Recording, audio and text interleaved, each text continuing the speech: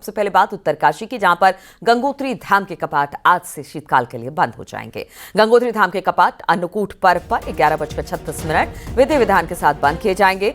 कपाट बंद होने के शुभ मुहूर्त पर बड़ी तादाद में श्रद्धालु पहुंचे हैं और धाम को फूलों से सजाया गया है। इस साल की बात करें तो अब तक 7,57,762 यात्री गंगोत्री धाम में दर्शन के लिए पहुंच चुके हैं। आज बंद होंगे गंगोत्री धाम के कपाट। करीब करीब सुबह 11:36 पर गंगोत्री धाम के कपाट बंद कर दिए जाएंगे।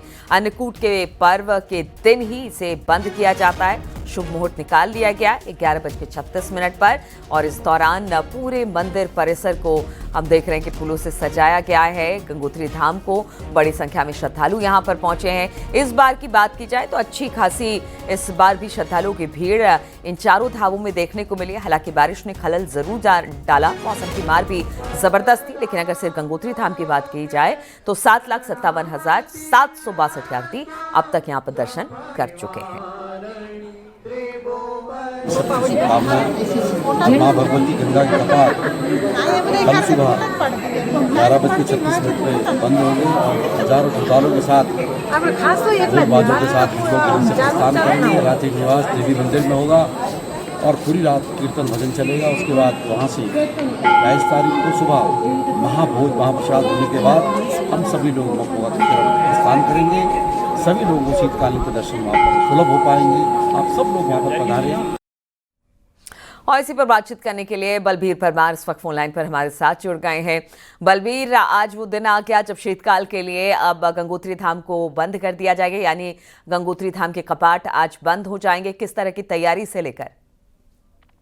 गंगोत्री धाम के कपाट आज अन्नकूट के पावन पर्व पर 11:36 पर बंद कर दिए जाएंगे। उससे पहले जो विधि विधान होता है उसके तहत पुरोहित तैयारी कर रहे हैं। 9 बजे से जो पाषाण मूर्ति के दर्शन है वो श्रद्धालु कर पाएंगे और बड़ी संख्या में श्रद्धालु गंगोत्री धाम में पहुंचे हुए हैं। इस साल यात्रा अच्छी रही है। हालांकि जब बरसात हुई तो धराली में जब आपदा आई तो उसके बाद एक माह का लंबे समय तक ब्रेक लगा रहा, जिससे पिछले साल का जो उम्मीद की जा रही थी कि आंकड़ा इस साल की यात्रा पार करेगी वो नहीं कर पाई। पर पटरी पर फिर से यात्रा लौटी है और बड़ी संख्या में अंतिम दिन भी यहाँ पे श्रद्धालु पहुंचे। और आज जैसे ही कपाट बंद होंगे तो माँ जो गंगा की जो उत्सव टोली है सैनिक बैंड बाजाओं के साथ जो शीतकालीन पड़ाव है मुखवा वहां के लिए रवाना होगी। और आज रात्रि विश्राम जो मुखवा गांव से पहले मंदिर पड़ता है देवी मंदिर, वहां पे रहेगा। तो उत्साह है, सभी उस पल का इंतजार कर रहे हैं क्योंकि साल में 2 बार ऐसे पल आते हैं, एक कपाट खुलने के समय और एक कपाट बंद होने के समय। और कपाट बंद होने के समय वो पल आया है जब पाषाण मूर्ति के जो श्रद्धालु है दर्शन कर पाएंगे। और आज के दिन का अपना ही महत्व, अन्नकूट का पर्व अपने आप में महत्व है। जो आज के दिन मां गंगा के पवित्र जल में डुबकी लगाता है उसे कई पापों से मुक्ति मिलती है। तो अपनी मान्यताएं हैं, इसको लेके श्रद्धालु इस पर्व पर पहुंचे हुए हैं और सभी को इंतजार है 11:36 का जब मां गंगा की बिल्कुल बलवीर, हर साल हमने देखा है कि अन्नकूट के पावन पर्व पर गंगोत्री धाम के कपाट जो हैं वो बंद होते हैं और आज 11:36 पर धाम के कपाट बंद हो जाएंगे और फिर जो चल विग्रह डोली है वो मुखबा की तरफ रवाना हो जाएगी। और आज भी श्रद्धालु भारी तादाद में यहाँ पर पहुंचे हुए हैं। खूब मंदिर परिसर को सजाया गया है। अब शीतकाल के लिए प्रवास करेंगी मां गंगा। बहुत बहुत शुक्रिया आपका जानकारी देने के लिए।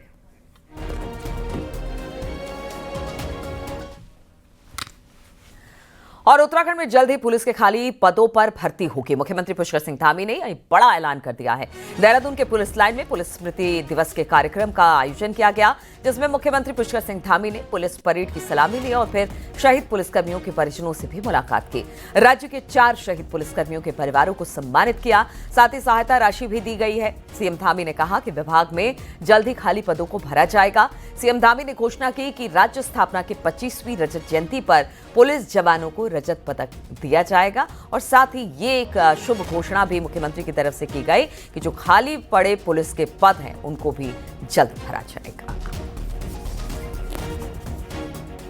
हमारी सरकार ने आपदा राहत कार्यों को और अधिक प्रभावी बनाने के लिए एसडीआरएफ की एक नई कंपनी की भी स्वीकृति प्रदान की है, जिसके तहत 162 नए पदों का सृजन किया जा रहा है।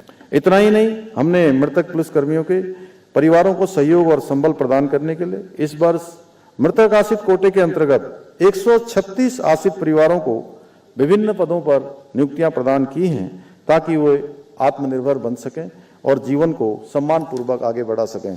इसके अतिरिक्त हमने राज्य में प्रतिभाशाली खिलाड़ियों को प्रोत्साहित करने के लिए उत्तराखंड खेल नीति के तहत कुशल खिलाड़ियों के लिए पुलिस विभाग में विशेष कोटे के माध्यम से भर्तियों का प्रावधान भी किया है कि राज्य स्थापना की 25वीं वर्षगांठ जो हमारी इस वर्ष 25 साल हमारे राज्य स्थापना के हो रहे हैं और हम इसको रजत उत्सव के रूप में पूरे राज्य के अंदर कर रहे हैं, तो मैं इस अवसर पर ये घोषणा करता हूं कि राज्य स्थापना की 25वीं वर्षगांठ के अवसर पर उत्तराखंड पुलिस के समस्त कार्मिकों को एक विशेष रजत जयंती पदक प्रदान किया जाएगा। आगामी 3 वर्षों में पुलिस कर्मियों के आवासीय भवनों के निर्माण हेतु कि अभी हमने कुछ आवासों में धनराशि यहाँ से उपलब्ध कराई थी, उसके कारण से कुछ हमारा परसेंटेज बढ़ा है। हम चाहते हैं कि हमारा परसेंटेज और बढ़े। उसके लिए आने वाले समय में आवासीय भवनों के निर्माण हेतु प्रतिवर्ष 100 करोड़ रुपए की धनराशि 3 वर्षों तक दी जाएगी। भवाली, नैनीताल, ढालमल्ला, कांडा, बागेश्वर, नैनीडांडा, धूमाकोट, पौड़ी, घनसाली, टिहरी, सतपुली और पौड़ी में एसडीआरएफ के जवानों के लिए 5 बैरिकों का निर्माण कराया जाएगा। विभिन्न कल्याणकारी योजनाओं के क्रियान्वयन हेतु पुलिस कल्याण निधि के अंतर्गत वर्तमान में प्रावधानित 2.5 करोड़ रुपए की धनराशि को पुनरीक्षित करते हुए आगामी 1 वर्ष के लिए 4.5 करोड़ रुपए किया जाएगा। राज्यपाल गुरमीत सिंह ने मंगलवार को बद्री केदार के दर्शन किए। राज्यपाल पहले केदारनाथ धाम पहुंचे, जहां पर गवर्नर बाबा केदारनाथ के दर्शन पूजन उन्होंने किए और फिर देश और उत्तराखंड की समृद्धि के लिए प्रार्थना की। इसके बाद राज्यपाल गुरमीत सिंह बद्रीनाथ धाम पहुंचे और भगवान बद्री विशाल के दर्शन किए।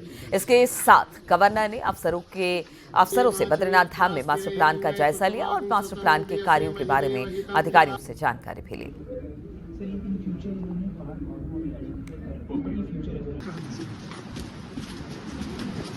यहाँ पर जिस गति से यहाँ पर एक विकास हुआ है, ये सब भक्तों का, प्रभु का आशीर्वाद है कि इतने सुंदर तरीके से, नियमित तरीके से यहाँ विकास हुआ है और सबका कोऑपरेशन इतना अच्छा है। और मंगलवार को गढ़वाल सांसद अनिल बलूनी अपने परिवार सहित ऋषिकेश के परमार्थ निकेतन पहुंचे, जहां पर उन्होंने गंगा आरती और गंगा पूजन में शामिल हुए। मां गंगा से प्रार्थना कर उत्तराखंड की खुशहाली की कामना की। अनिल बलूनी ने अपने सोशल मीडिया प्लेटफॉर्म एक्स पर लिखा कि मां गंगा सनातन संस्कृति और आस्था की अविरल प्रतीक है। ऋषिकेश के परमार्थ निकेतन आश्रम में मां गंगा का पूजा और आरती मैंने की है। मां गंगा की कृपा सभी पर बनी रहे, ऐसी मेरी प्रार्थना। ये तस्वीरें हम आपको दिखा रहे हैं।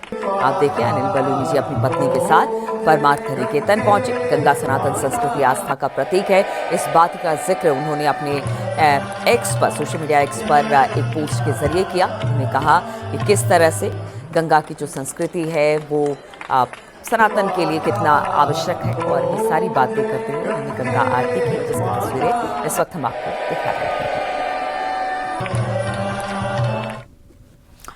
और इस बार दीपावली उत्तराखंड में हर साल से कुछ अलग रही। देहरादून ही नहीं बल्कि प्रदेश भर में इस बार दीपावली पर कम पटाखे जलाए गए, जिसका सीधा असर वायु प्रदूषण पर देखने को मिला। राज्य के कई हिस्सों में इस बार एयर क्वालिटी इंडेक्स यानी कि AQI बीते सालों की तुलना में काफी बेहतर रिकॉर्ड किया गया है। देखिए जरा ये रिपोर्ट।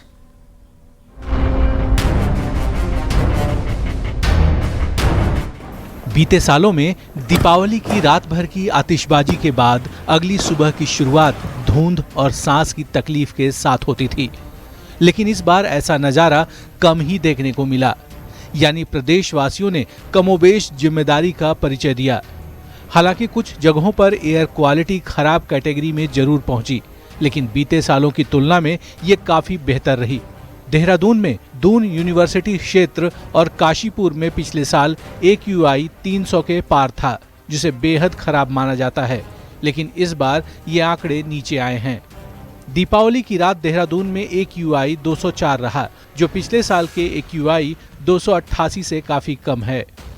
सबसे अच्छा प्रदर्शन ऋषिकेश का रहा, जहां AQI 95 रिकॉर्ड किया गया, जिसे संतोषजनक माना जाता है। बीते साल ये लेवल 133 तक पहुंच गया था। काशीपुर में दीपावली की रात AQI 166 रहा, जो मॉडरेट श्रेणी में आता है।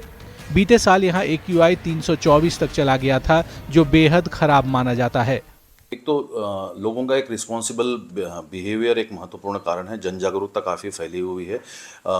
ग्रीन जो पटाखे होते हैं उनका भी प्रचलन बढ़ा हुआ है यहाँ पे, और साथ ही में जिस प्रकार से मैकेनिकल स्वीपिंग और धूल को कम करने के लिए जो काम किए गए नगर निगम देहरादून नगर निगम के द्वारा, काशीपुर ऋषिकेश द्वारा, वो भी अच्छे। मुख्य रूप से ऋषिकेश का AQI काफ़ी अच्छा रहा है यहाँ पे, वो 50 और 100 के बीच में ही रहा है यहाँ पे, और एक अच्छा स्वागत योग्य कदम भी और एक्टिविटीज़ भी उन लोगों ने वहाँ पे की हुई है। जानकार ये भी मानते हैं कि इस बार दीपावली 2 दिन में बट गई। कुछ लोगों ने 20 अक्टूबर को मनाई तो कुछ 21 को मना रहे हैं। इससे पटाखों का असर भी बटा और प्रदूषण में गिरावट आई। अब कारण चाहे जो भी हो, जागरूकता हो या 2 दिन में बटी दिवाली, लेकिन इतना तय है कि राज्य में इस बार वायु प्रदूषण के जो आंकड़े आए हैं वो एक सकारात्मक संकेत हैं। देहरादून से न्यूज़ 18 के लिए सुनील नौप्रभात की रिपोर्ट।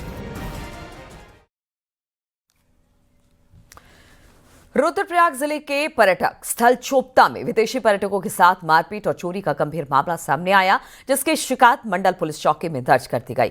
बताया जा रहा है कि चोपता में बंकर हाउस होम स्टे में ठहरे कुछ विदेशी यात्री जब चेकआउट करने लगे तो होम स्टे के मालिक और उसके स्टाफ ने उन पर लाठी डंडों से हमला कर दिया। पीड़ित पर्यटकों ने किसी तरह अपनी जान बचाकर मंडल चौकी में शरण ली और वहां पुलिस को पूरी घटना की जानकारी दी। पर्यटकों ने करीब 8 लाख रुपए की नकदी और अन्य कीमती सामान चोरी का आरोप लगाया है। पुलिस मामले की जांच में जुटी है।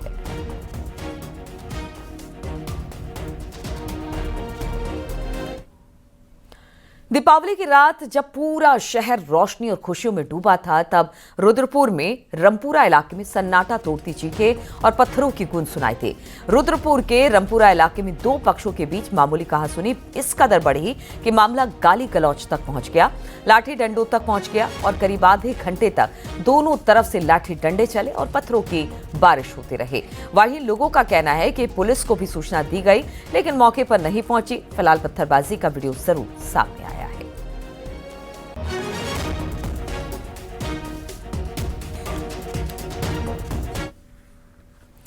अल्मोड़ा के चौखुटिया में स्वास्थ्य सेवाओं को लेकर आंदोलन अभी भी नहीं थमा है और अब आंदोलनकारियों ने 24 अक्टूबर को बड़े आंदोलन का ऐलान कर दिया। 24 अक्टूबर को चौखुटिया में महारैली के साथ एक पदयात्रा शुरू की गई, जो कि चौखुटिया से देहरादून तक जाएगी। खास बात यह है कि इस पद यात्रा में महिलाओं के साथ युवा बुजुर्ग शामिल होंगे। आपको बता दें कि पिछले 2 अक्टूबर से अल्मोड़ा के चौखुटिया में अस्पताल की बेहतर करने के लिए जन आंदोलन जारी है। हालांकि सरकार की तरफ से कुछ आदेश हुए हैं, लेकिन लोगों का कहना है कि उनकी सभी मांगों को माना जाए। सेवा हमारी स्पष्ट मांग है, हमें पूर्ण चाहिए, तभी जाके हम अनशन स्तर से उठेंगे। और जिस क्रम में जो है एक 6 अक्टूबर को भी महारैली की गई थी, 15 अक्टूबर को भी महारैली की गई थी, अभी 24 अक्टूबर तक यदि हमारी मांगे धरातल पर नहीं मिलती हैं तो एक महारैली के साथ साथ मुख्यमंत्री आवास और स्वास्थ्य मंत्री आवास के घेराव के लिए हम पद यात्रा के द्वारा निकलेंगे। उत्तराखंड में टूरिस्ट सेक्टर किस तरह से तेजी से आगे बढ़ रहा है, इसका उदाहरण है गंगोत्री नेशनल पार्क। यहां धराली जैसी बड़ी आपदा भी पर्यटकों के कदम नहीं रोक पाई है। 1.5 महीने तक रास्ते बंद रहने के बावजूद अब तक 25,000 से ज्यादा पर्यटक और ट्रैकर यहां पर पहुंच चुके हैं, जबकि पार्क बंद होने में अभी 1 महीने से भी ज्यादा का समय बाकी है। देखिए सर ये रिपोर्ट।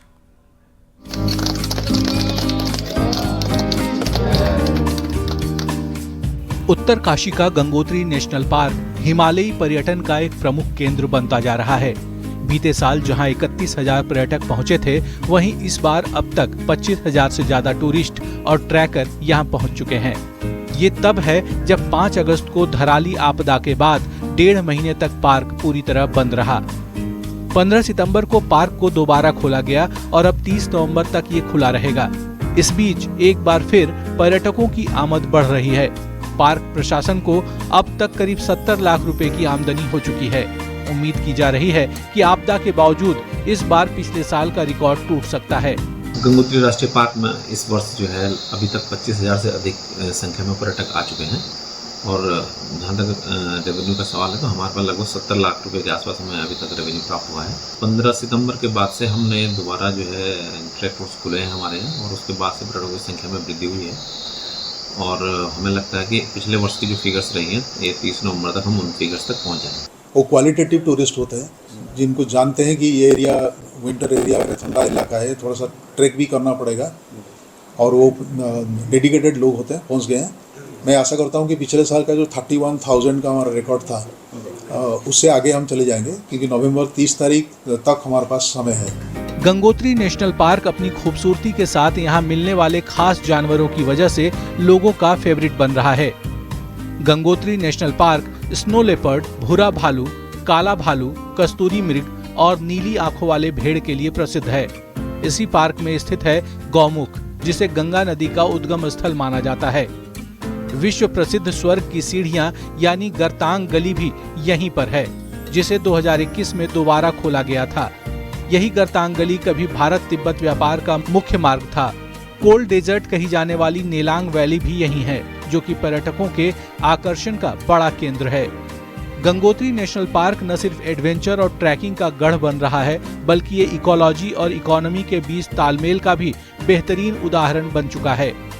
यहाँ दिखता है कि कैसे बेहतर मैनेजमेंट के जरिए प्रकृति के साथ संतुलन बनाकर पर्यटन को बढ़ावा दिया जा सकता है।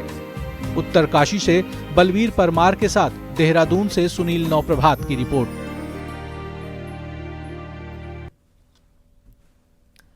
ऋषिकेश के नटराज चौक पर एक रेस्टोरेंट में एक किंग कोबरा घुस गया। रेस्टोरेंट में बैठे लोगों में इस सांप को देखकर हड़कंप मच गया। अफरा तफरी के बीच वन विभाग ने स्नैक कैचर कमल राजपूत को मौके पर पहुंच बुलाया और फिर किंग कोबरा का रेस्क्यू कर उसे जंगल में छोड़ा गया। अभी तक हमने लगभग 20,000 प्लस तो मैंने रेस्क्यू कर दिए होंगे सांप। और करते क्या हैं आप सांप पकड़ने के बाद? क्या देखिए, हम उनको सेफली रेस्क्यू करके और उनको उनके अनुकूल वातावरण में जंगल में अपने लिया के हम छोड़ देते हैं।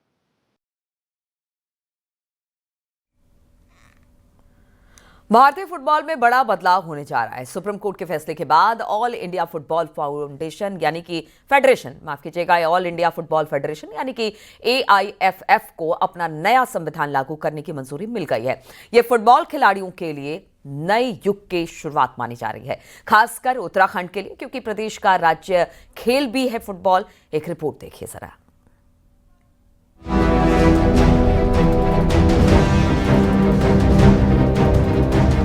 नए फुटबॉल संविधान लागू होते ही उत्तराखंड को अलग से पहचान मिल सकती है, क्योंकि उत्तराखंड का फुटबॉल कभी देश की शान रहा है। यहाँ अमर बहादुर थापा, राम बहादुर छेत्री, अनिरुद्ध थापा, रोहित दानू जैसे फुटबॉल के खिलाड़ी इसी मिट्टी से निकले हैं। उत्तराखंड बनने के बाद से अब तक किसी भी फुटबॉल संघ ने एक भी राज्य लीग आयोजित नहीं करवाई।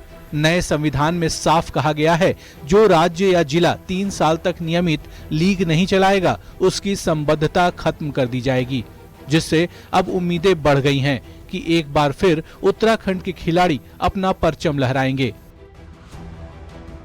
हमें ग्रास रूट लेवल पे काम करने की बहुत ज़्यादा ज़रूरत है कि जो एज ग्रुप है, अंडर 10 है, अंडर 6 है, अंडर 12 है, अंडर 14 है, उनके ज़्यादा से ज़्यादा टूर्नामेंट्स हों, लीग्स हों, ताकि ज़्यादा से ज़्यादा बच्चे इन्वॉल्व हों, क्योंकि उत्तराखंड में पोटेंशियल तो बहुत ज़्यादा है, लेकिन उनको टूर्नामेंट्स की अपॉर्चुनिटी उतनी नहीं मिल पाती है। तो हमारे जो है 11 इंटरनेशनल प्लेयर जो है देहरादून में नहीं है। सबसे ज़्यादा जो फुटबॉल के जो क्लब्स हैं वो देहरादून में लगभग 3 दर्ज है। लेकिन हो क्या रखा है कि जो एक्टिविटीज़ है वो चल रही है, हल्द्वानी से संचालित हो रही है। यहाँ क्लबों को रजिस्ट्रेशन के लिए रोना पड़ रहा है। क्लब यहाँ पे फुटबॉल की लीग नहीं हो रही है। नया संविधान तय करता है कि कोई भी व्यक्ति 12 साल से ज्यादा संघ में पद पर नहीं रह सकेगा और अब खिलाड़ियों को सीधे प्रतिनिधित्व मिलेगा, जिसमें 3 पुरुष और 2 महिला अंतर्राष्ट्रीय खिलाड़ियों को राज्य संघों में जगह दी जाएगी। इस संविधान के तहत अब किसी भी राज्य फुटबॉल संघ में सरकार का मंत्री या पदाधिकारी कोई पद नहीं संभाल सकेगा, क्योंकि अभी तक उत्तराखंड फुटबॉल एसोसिएशन के अध्यक्ष राज्य के वन मंत्री सुबोध उनियाल थे, लेकिन अब नए संविधान के मुताबिक कोई भी मंत्री अध्यक्ष नहीं बन सकता। अरे साहब, जो सर्वोच्च न्यायालय का जो भी निर्णय होगा सब पे मान्य है, मुझ पे भी मान्य होगा।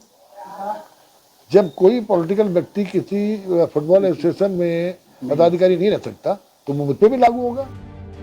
फुटबॉल के इस नए संविधान ने खेल की राजनीति और पारदर्शिता दोनों पर सवाल खड़े कर दिए हैं, लेकिन साथ ही ये खिलाड़ियों के लिए एक नई शुरुआत की उम्मीद भी जगाई है, जहां फैसला मैदान का होगा, कुर्सी का नहीं।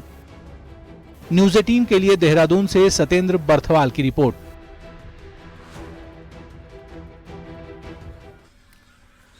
और हरिद्वार में गंगा की धारा लौट आने से हरकी पैड़ी और दूसरे घाटों पर अब रौनक एक बार फिर से लौट आई है। दशहरा से लेकर छोटी दीपावली तक गंगा नहर बंदी के दौरान इन गंगा घाटों पर सन्नाटा पसरा हुआ था। इस दौरान जो भी श्रद्धालु हरिद्वार पहुंचे वो मायूस होकर लौटे, क्योंकि गंगा घाटों पर जल न मिलने से वो खासे निराश हुए थे। हालांकि श्रद्धालु हरकी पैड़ी पर गंगा जल को देखकर अब खुश हैं और गंगा में आस्था की डुबकी भी लगा रहे हैं। एक्चुअली मैं 2 दिन पहले यहाँ पर आया था, तो यहाँ पर है गंगा की साफ सफाई का कार्य चल रहा था। उस टाइम पर यहाँ लोग अंदर जाने नहीं दे रहे थे, तो मुझे थोड़ी सी निराशा हुई, तो मैं थोड़ा दूसरे एरिया में चला गया घूमने। लेकिन आज जब यहाँ मुझे पता चला कि आज डुबकी लगने का मौका मिला है, तो मैं आज आया हूँ, तो मुझे काफी आनंद हो रहा है यहाँ पर आके। पता चला 2 दिन पहले गंगा बंद थी, तो यहाँ पे अगर हम उस समय आते तो मुझे बहुत बड़ा खेद होता। हम आज आए तो एटलीस्ट हमें नहाने को तो मिल गया, गंगा जी के दर्शन मिल गए, आरती मिल गई। कॉर्बेट टाइगर रिजर्व यूं तो बाघों के लिए मशहूर है, लेकिन इसके साथ ही यहाँ पर कई अन्य वन्यजीव भी फल फूल रहे हैं, जिसमें एक दुर्लभ शिकारी पक्षी भी है जो कभी यहाँ पर प्रवास में आता था, लेकिन अब वो यहीं बस गया। देखिए जरा ये रिपोर्ट।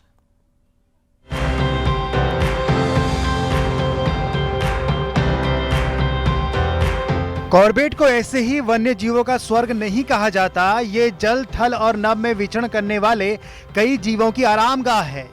कॉर्बेट प्रशासन यहाँ शिकारी पक्षियों पर एक रिसर्च कर रहा है। WWF के साथ किए जा रहे इस शोध में एक पक्षी को लेकर चौंकाने वाले तथ्य सामने आए हैं। प्लाज फिश ईगल यहाँ प्रवासी पक्षी बनकर आता था, लेकिन वर्तमान में वो यहाँ घोंसले बनाने लगा है, जिससे कॉर्बेट प्रशासन उत्साहित है। हमारे क्षेत्र में भी वो माइग्रेटरी के रूप में इस क्षेत्र में पाया जाता है, परंतु अभी देखा गया है कि कॉर्बेट टाइगर रिजर्व के अंतर्गत और आसन बैराज जो उत्तराखंड में है, वहाँ पर वो नेस्टिंग करता है। हमारी जो अभी रिसर्च चल रही है, जो रैप्टर्स पे रिसर्च चल रही है, उसके अंतर्गत हमने उसके नेस्ट जो है वो कॉर्बेट टाइगर रिजर्व में, ढिकाला में और आसन बैराज में, वहाँ पर उसके नेस्ट हमने देखे। वन्य जीव प्रेमियों की माने तो प्रवासी प्लाज फिश ईगल अब यहीं का होकर रह गया है। ये मछली पर डिपेंड है और यहाँ के ढिकाला से होकर जाने वाली रामगंगा नदी में पाई जाने वाली मछलियाँ इसका भोजन है। यहाँ हो रही सुरक्षा के चलते इस नदी में मछलियाँ भरपूर मात्रा में उपलब्ध हैं, जो यहाँ के स्वस्थ इकोसिस्टम को दिखाता है। पक्षी की बात हो रही है, बहुत एक तो दुर्लभ पक्षी है और पूरे विश्व में कुछ हजार ही इनकी संख्या है। और पहले ये कॉर्बेट या भारत में जो है एक प्रवासी पक्षी के तौर पर आता था, लेकिन विगत कुछ वर्षों से ये परमानेंट यहीं पर निवास करने लगा है। और पलासेस फिश ईगल का पाया जाना किसी भी परिस्थिति के लिए एक अच्छा द्योतक है। ये मेनली फिश पर डिपेंडेंट है। और कॉर्बेट की अगर हम बात करें तो कॉर्बेट रैप्टर्स के मामले में बहुत विख्यात है। कॉर्बेट टाइगर रिजर्व को जैव विविधता का धनी कहा जाता है। प्लाज फिश ईगल एक उदाहरण मात्र है। अगर यहाँ और रिसर्च की जाए तो इस तरह के कई मामले सामने आ सकते हैं, जो इस जैव विविधता के और समृद्ध होने की पुष्टि करेंगे। न्यूज़ 18 के लिए रामनगर से गोविंद पाटनी की रिपोर्ट।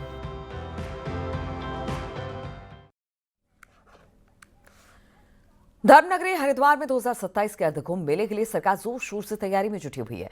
कुंभ मेले में भीड़ प्रबंधन हमेशा बड़ी समस्या रही है। ऐसे में कई जगह अतिक्रमण हटाना बड़ी चुनौती बन गया है। एक रिपोर्ट देखिए।